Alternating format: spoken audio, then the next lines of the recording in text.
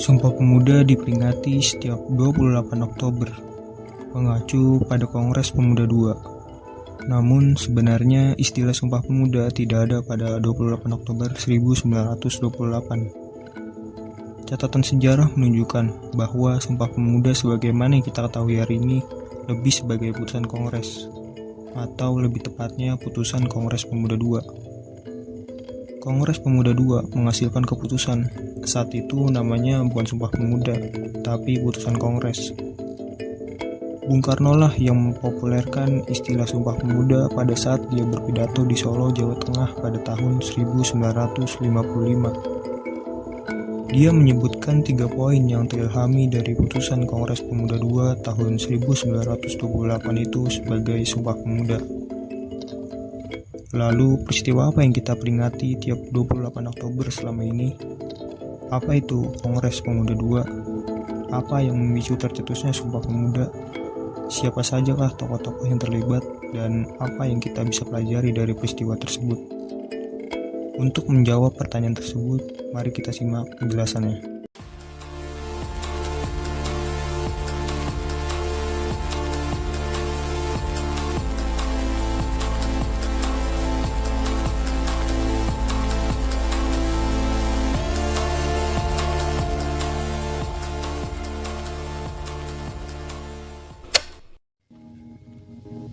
Bagian 1.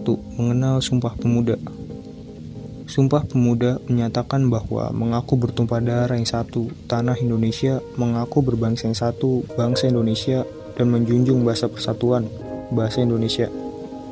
Sumpah Pemuda juga merupakan salah satu bentuk perlawanan bangsa Indonesia terhadap kolonialisme, sebuah gerakan pemuda pribumi yang cinta tanah air.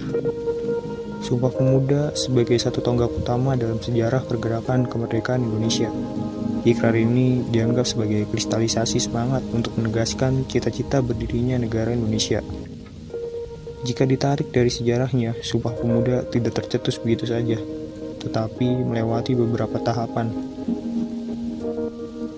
Mulai dari Kongres Pemuda pertama yang diadakan pada tahun 1926 dan menghasilkan kesepakatan bersama mengenai kegiatan pemuda pada segi sosial, ekonomi, dan budaya. Kongres ini dihadiri oleh seluruh organisasi pemuda saat itu. Selanjutnya juga disepakati untuk mengadakan kongres yang kedua, Kongres Pemuda II, yang diadakan pada tanggal 27 sampai 28 Oktober 1928.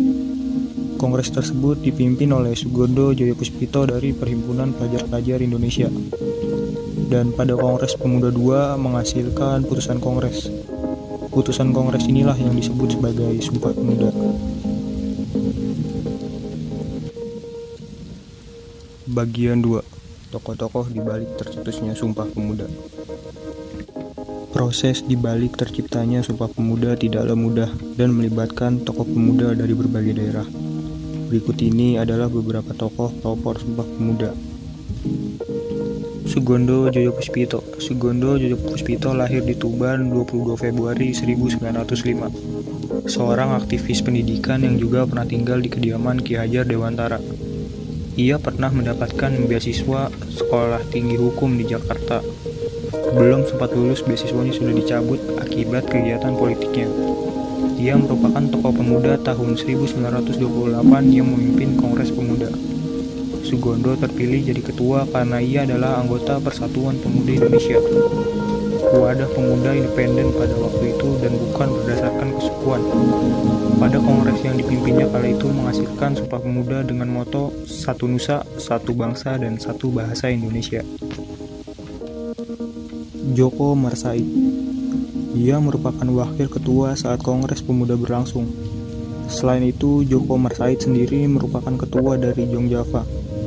Tidak banyak informasi yang bisa digali dari seorang Djoko Marsait. Namun, namanya tetap abadi dalam tokoh penting perumusan Sumpah Pemuda. Johannes Lemena. Johannes Lemena lahir di Ambon, Maluku pada tahun 1905.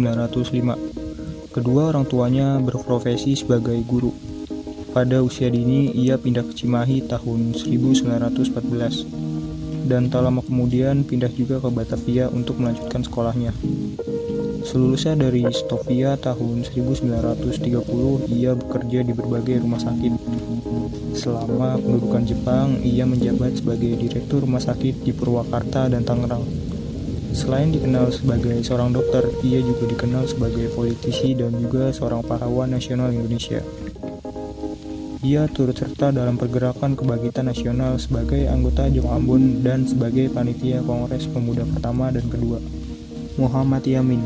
Muhammad Yamin dilahirkan di Talawi, Sawalunto pada 24 Agustus 1903. Ia berhasil memperoleh gelar Master in the Residence pada tahun 1932. Ia menjadi sekretaris pada Kongres Pemuda kedua.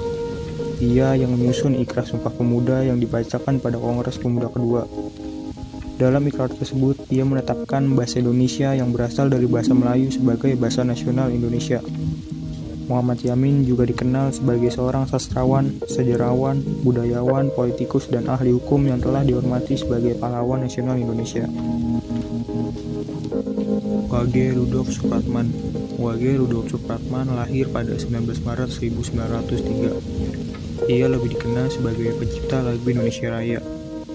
Pada malam penutupan Kongres tanggal 28 Oktober 1928, Supratman memperdengarkan lagu ciptaannya secara instrumental di depan peserta umum.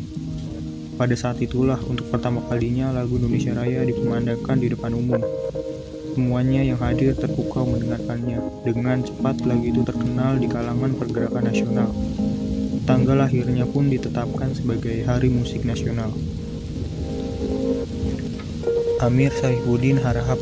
Amir Sarifuddin Harahap lahir pada tanggal 27 April 1907 di Medan.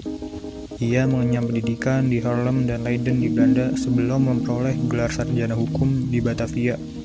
Amir Sarifuddin Harahap adalah bendahara Kongres Pemuda II pada 27 sampai 28 Oktober 1928. Meskipun hanya bertugas mengurus keuangan, keberadaan Amir sangat dipandang dalam pertemuan itu.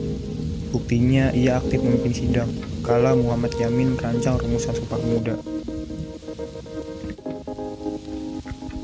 Sarmidi Mangunsarporo. Pria kelahiran Surakarta 23 Mei 1904 ini merupakan salah satu pembicara dalam Kongres Pemuda II.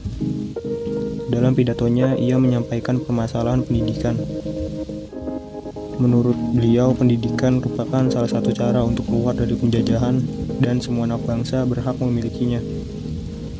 Pada masa kemerdekaan, Sarmidi pun diangkat sebagai Menteri Pendidikan dan Kebudayaan Indonesia periode 1949 hingga 1950. Sunario Sastrowardoyo. Pria kelahiran 28 Agustus 1902 di Madiun. Ia adalah anak dari pasangan Sutejo Sastrowardoyo dan Suyati Kartokusumo. Sunario pernah mengenyam pendidikan di Leiden. Ia diterima di Universitas Leiden dan mengikuti kuliah doktoral. Sehingga pada tahun 1925 ia meraih gelar Mister atau Mister in the Residence yang artinya ahli dalam ilmu hukum.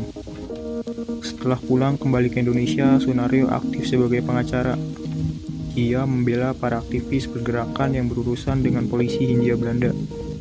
Ia menjadi penasehat panitia Kongres Pemuda II tahun 1928. Bagian 3. Memaknai Sumpah Pemuda. Beri aku 10 pemuda, niscaya akan aku guncang dunia, ucap pendiri bangsa Indonesia kala itu. Kalimat tersebut merupakan gambaran bagaimana kedahsyatan pemuda sebagai agen perubahan. Sumpah Pemuda mengajarkan kita untuk mementingkan kepentingan bangsa dan negara di atas kepentingan pribadi atau golongan. Sumpah Pemuda sebagai pendorong semangat juang bagi seluruh bangsa Indonesia dan juga sebagai pengingat untuk memaknai rasa cinta terhadap tanah air. Sumpah Pemuda juga telah membuktikan bahwa perbedaan tidak menjadi penghalang dalam upaya perjuangan kemerdekaan Indonesia. Di tangan pemudalah sebuah perubahan bisa terjadi. Sebab dari pemikirannya tercipta banyak karya dan inovasi.